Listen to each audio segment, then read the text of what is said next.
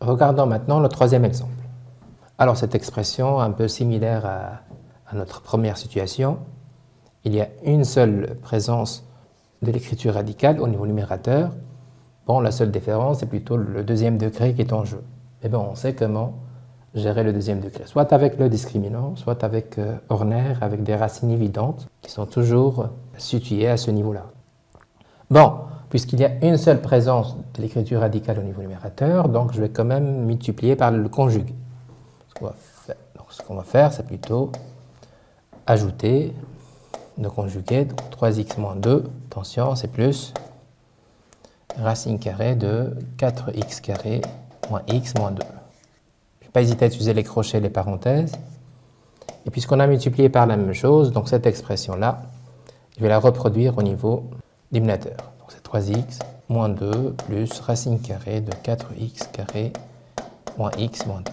Voilà la première manipulation algébrique sur l'expression. On a multiplié par le conjugué. Bon, forcément, ce travail-là me permet quand même de réduire. Donc L égale la limite quand x tend vers 1. Attention, dès le départ, c'était 0 sur 0. Hein, donc ça, c'est pour rappeler le contexte.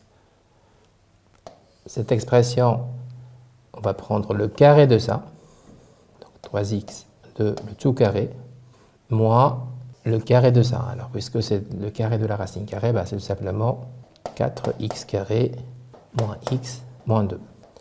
Bien sûr, au niveau d'émulateur, on a l'expression de deuxième degré x carré, et je vais ordonner tout de suite moins 3x moins 2, et le morceau conjugué qui reste, 3x moins 2 plus racine carrée de 4x carré moins x moins 2. Voilà l'expression. Alors attention ici, le carré est appliqué sur l'ensemble.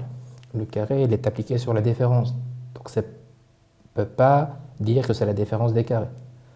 Donc c'est un produit remarquable de type a moins b au carré, qui est a carré moins 2ab plus b carré. C'est important de le rappeler parce que souvent, l'étudiant ou l'élève se trompe de calcul. Donc voilà, on continue notre développement. C'est toujours la limite quand x tend vers 1, mais d'une nouvelle expression. On développe, on fait attention aux signes, aux parenthèses, etc. À des règles de calcul numérique de base. Ça fait 9x carré moins 12, 2 fois 2, ça fait 12x, plus 4. Moins, et j'applique directement le moins, donc ça fait moins 4x carré, plus x, plus 2. Voilà l'expression, la nouvelle expression au niveau numérateur. Ben, je reproduis la même chose au niveau du numérateur, x carré moins 3x moins 2, et le 3x moins 2 plus racine carrée de 4x carré moins x moins 2. Bon, les choses se simplifient, termes semblables, etc. Le 9x carré moins 4x carré. Donc L égale toujours la limite quand x tend vers 1. Je simplifie le calcul, les termes semblables, donc ça fait 5x carré. Le moins 12 plus x, ça fait moins 11x. Et le 4 plus 2, ça fait plus 6. Voilà la nouvelle expression au niveau numérateur. Au niveau dénominateur, j'ai toujours mon x carré moins 3x moins 2. Et j'ai toujours mon binôme conjugué qui est 3x moins 2 plus racine carrée de 4x carré moins x moins 2. Voilà. Alors, on revient toujours au même cadre. On développe, c'est beaucoup d'algèbre. Et bien, pourquoi faire? Alors, on ne va pas oublier l'essentiel. On développe tout ça pour arriver à débloquer notre situation de départ, le 0 sur 0. Et à cet instant dans notre développement, on n'a pas encore supprimé des choses. Donc, l'idée, c'est d'aller factoriser ce second degré et de factoriser le second degré. En principe, il y aura forcément quelque chose qui va être dégagé et c'est en rapport avec le 1. Je sais que 1 est une racine à ce niveau, est une racine à ce niveau. Donc, encore une fois, je vais mettre rapidement un Horner qui va me permettre de factoriser. Donc, je vais faire un premier Horner ici. 5, moins 11 et le 6. Racine évidente, c'est le 1. Paramètre de contrôle, c'est le 0. 5 fois 1, ça fait 5. Ça fait moins 6. Donc, factorisation, c'est x moins 1 fois 5x moins 6. À ce niveau-là, j'ai la même chose, donc c'est Horner qui va se mettre en place avec son petit tableau. Je sais que 1 est une racine évidente, donc le 1, une racine évidente, le moins 3 et le moins 2. Paramètre de contrôle, c'est 0.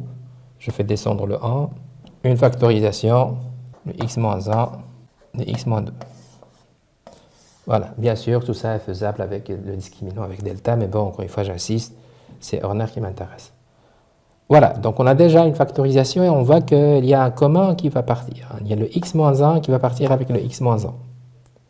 Ce qui donne un L, c'est la limite quand x tend vers 1 toujours, mais d'une expression plus simplifiée. Donc il reste un morceau 5x moins 6 et un morceau x moins 2 associé à ce morceau qui est déjà au départ, le binôme conjugué, 3x moins 2 plus racine carrée de 4x carré moins x moins 2.